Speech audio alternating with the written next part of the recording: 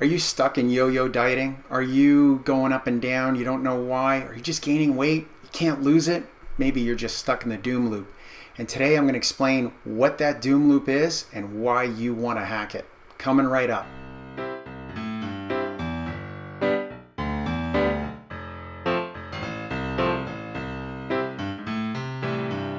So as you know, I'm trying to lose 30 pounds in 60 days, a daunting task that has been going fairly well.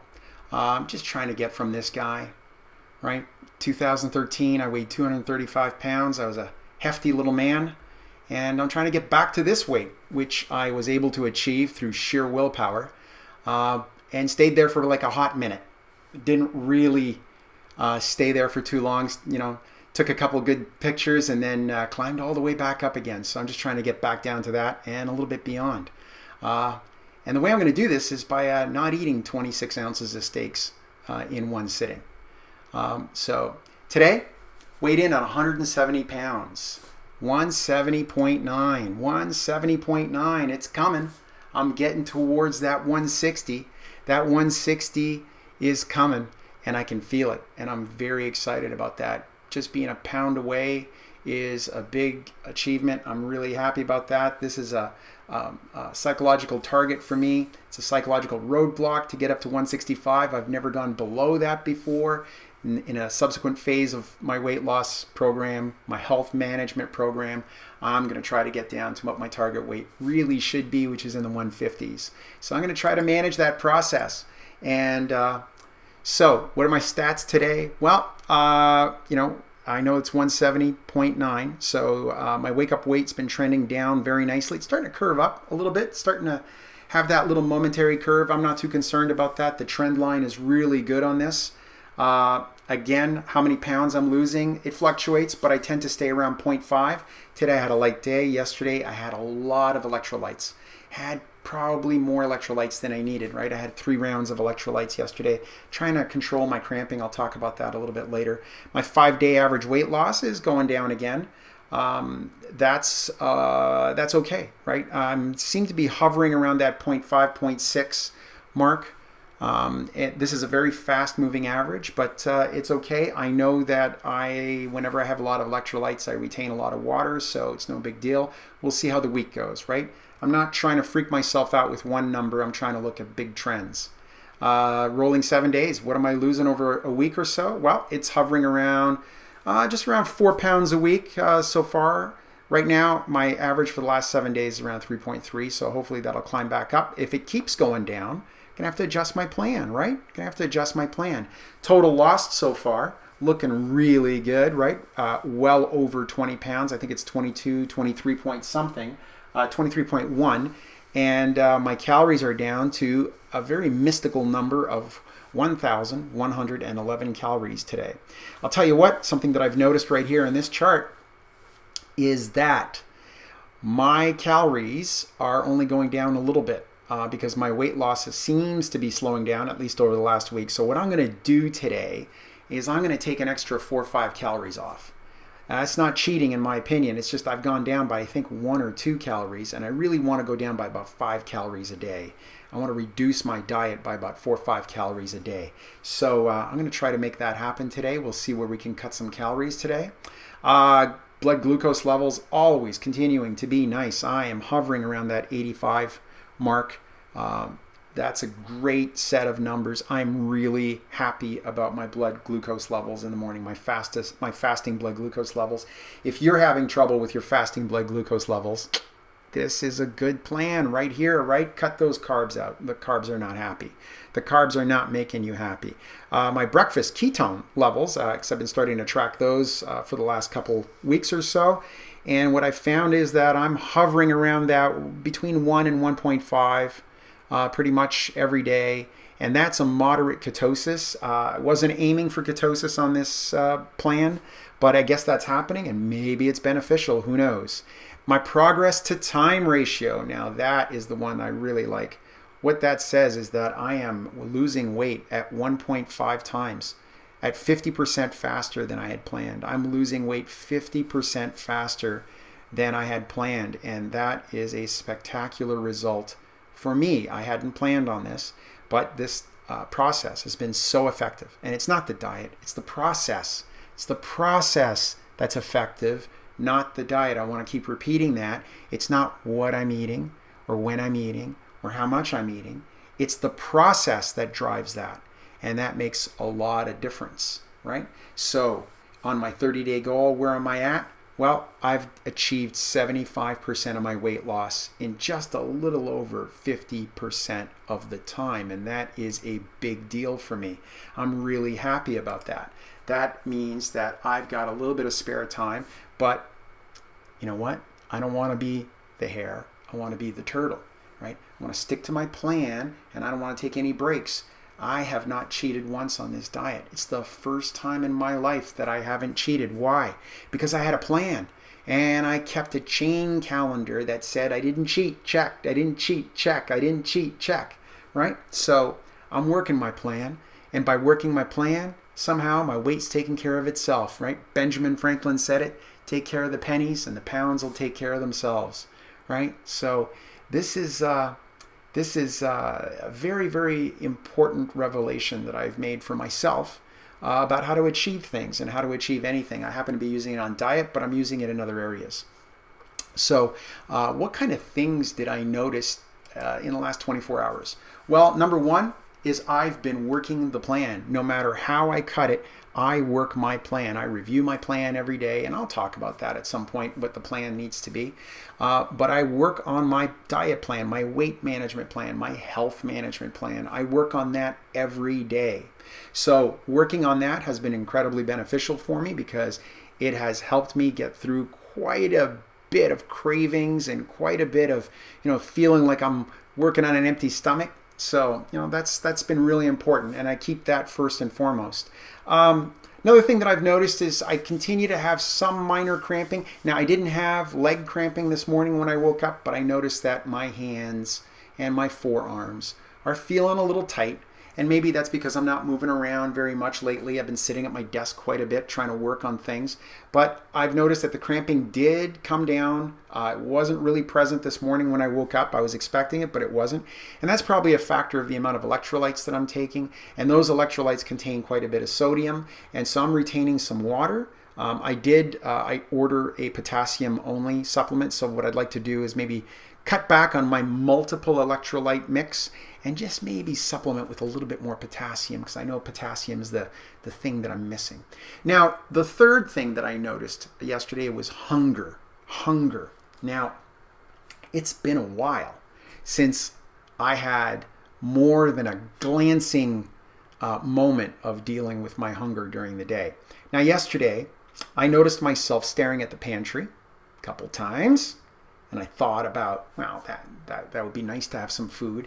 But I also, I was also walking around as I was preparing food, or just generally walking around. I was thinking, man, it would be nice to have like a nice big steak or a big bowl of bolognese and pasta.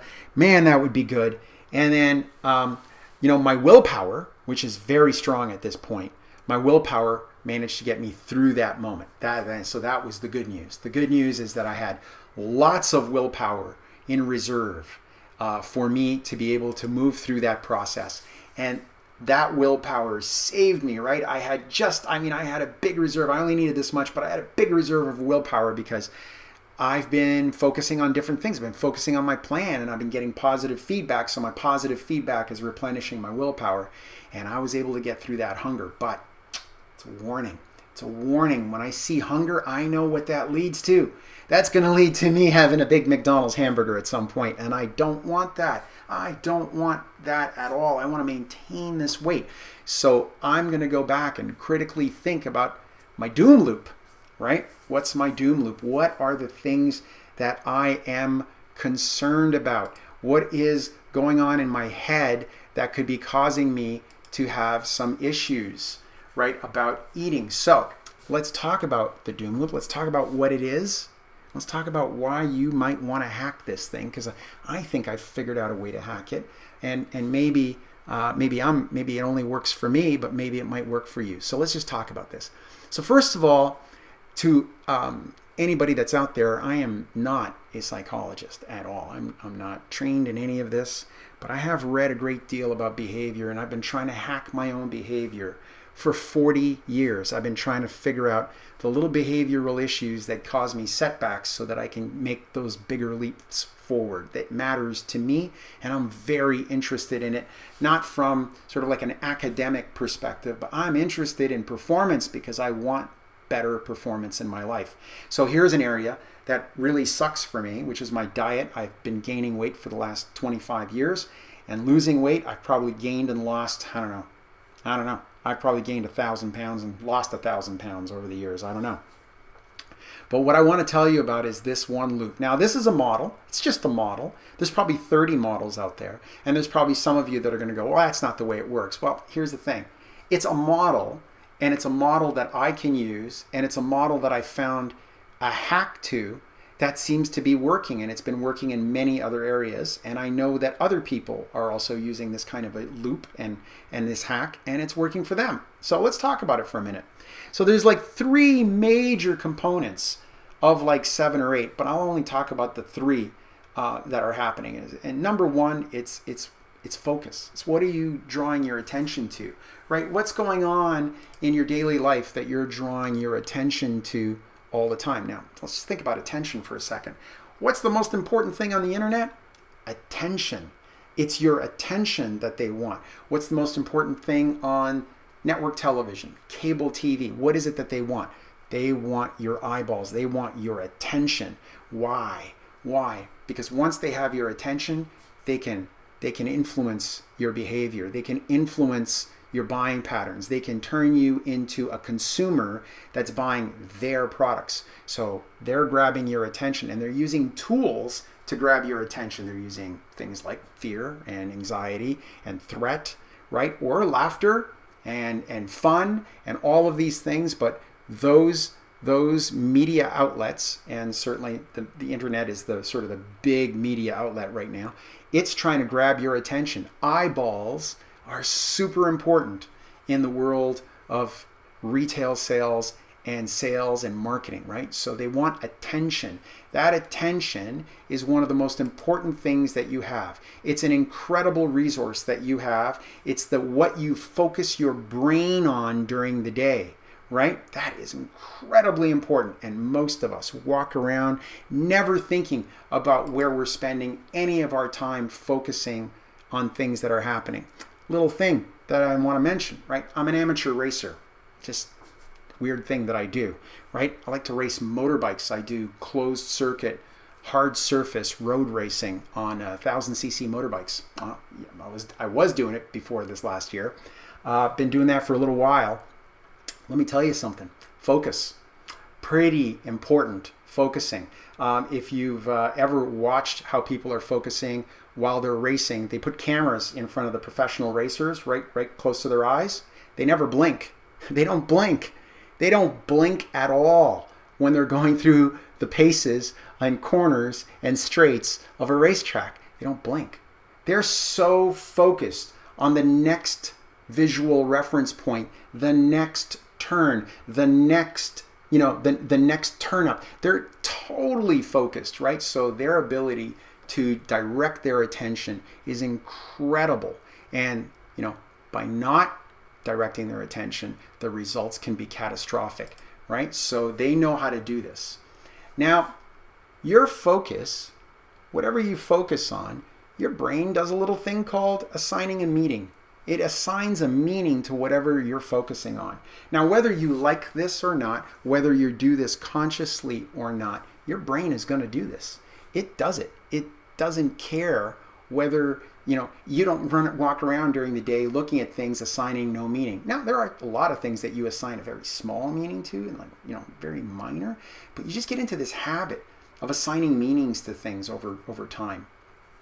So whatever meaning you're assigning, it could be positive and negative, right? So if you focus on something like the number between your toes in the morning, your weight, and you look at it and it's gone up, you're going to assign a meaning to that. Now, you may not do it consciously, but you're going to do it. You're going to assign something to it. And that meaning could be very negative. It could mean, boy, I've got no self-control. Why did I eat that pizza last night? I'm trying to lose weight. I'm a fat person. I don't have any self-control. All these meanings, right? So one of the things that you need to know about is these meanings are very, very important because those meanings drive your emotions. And your emotions determine the quality of your life, right? The quality of your emotions makes the difference about the quality of your life. So if you have great positive emotions, and I don't mean stand in the mirror and go, oh, I'm positive, I'm positive. I'm just saying if you have like great underlying positive emotions, you're seeing things from a lens, a world, a perspective of fairly positive emotions. You're happy, right? You feel hopeful. You feel like you can do things. Then your world is going to be very different than if you are coming from a place of very negative emotions. The world's against me. I can't lose weight. I feel ashamed of myself. Shame, one of the worst emotions possible. If you're caught up in a negative emotion, guess what happens? You go back to focusing, and you go back to focusing on that thing that irritates you, or worse, you start focusing on the negative emotion that you're having right now. And if you start focusing on the negative emotion that you're having right now, then you're going to assign a meaning to that. And you see now your loop's getting worse. Your loop's getting worse because now you've gone from focusing on the number between your toes to focusing on shame. And now you're a bad person, right? Now the meaning of your shame is that you're a bad person. And now your emotions are really negative, right? So wouldn't it be great to just take this little simple model and hack it, right? Just figure out how could you hack it, right? So why would you want to hack it, right? Why would you want to hack it? Get out of that negative cycle. So I was in a little bit of this negative doom loop about my weight. It was very subconscious. I couldn't really put my finger on it, what exactly I was thinking about, but eventually I did analyze it and I figured it out. But there's a way to hack this thing. Now, maybe this isn't the answer to everything, but for me, I was able to interrupt that little pattern. I was able to interrupt that doom loop and turn it into sort of like a virtue loop, right? Where I started focusing on something different than the number between my toes and how big my belly was. And then within a week, I was able to assign a very different meaning to what I was focusing on. And then I started having very different emotions. When I started this process, let me tell you something. Back in December, when I knew I was going to try to lose weight because I'd already made a commitment to have a couple goals this year, and one of them was to again for the 30th time in a row, I'm going to try to lose some weight. And by like December 15th, I was dreading this, right? I was like, I don't even know how I'm going to do this. I have no idea. But, I put in a little bit of thought, and then I said, okay, let's give this a shot. We're going to do it differently this time, okay? So I gave it a shot, and I gave it a week, and within a week, I was feeling dramatically better. And what I realized is that I had hacked my loop. I had hacked my doom loop. And I had converted my emotions to something a little bit more powerful. So wouldn't it be handy if you were able to do this? And where could you do this? You could do this in anything in your life. I'm noticing now that as I'm having an issue in a specific area, I go right to my little loop and I go, oh, what's my hack? I've got to figure out my hack in here. What things do I need to introduce to break this pattern so that I start to experience some positive emotions? Because as I said before, the quality of your emotions determines the quality of your life, right? This is basic stuff. Most of us don't think about it. I didn't think about it until recently, right? Living a life of sort of anger and frustration, giving me crappy results. Living a life of gratitude, living a life of being grateful for my children, my family, the things that I have, being grateful for some of the abundance that I have in my life and not focusing on the losses. That's good. And I know it's hard. I know it's hard, right? I lost my father 2 years ago. And it was difficult. It was really hard. It was where's the lesson in this? But what I've learned is that life is happening for me, right? It's not happening to me. My life is happening for me. It's happening so that I can learn the lessons and the results. So that's what I wanted to talk to you about today. And if you like what I'm talking about, subscribe. Just come on over here and subscribe. Put in a little hit on that link and do that. Try to like my videos. Try to like them, right? And I'm also putting a series of other videos that are very focused on this, that have nothing to do with dieting, that are just really about what this process is. And if you want to look at those, I'm going to start posting them up here, and you can click on that and start moving towards that. All right, so if you're dieting today, right, the one thing that you want to do is remember to measure your effort and your results. No matter what approach you're taking, that's what you are doing. You're putting in effort and you're trying to get results, so remember to measure them. And if you're using a calorie deficit process like I'm doing, remember to weigh your food. Weigh that food, put it on a scale and weigh that food. I think you're going to find that you're going to get much better results. They say it's the #1 thing that you can do. So, catch you tomorrow and we'll see what our results are. Take care.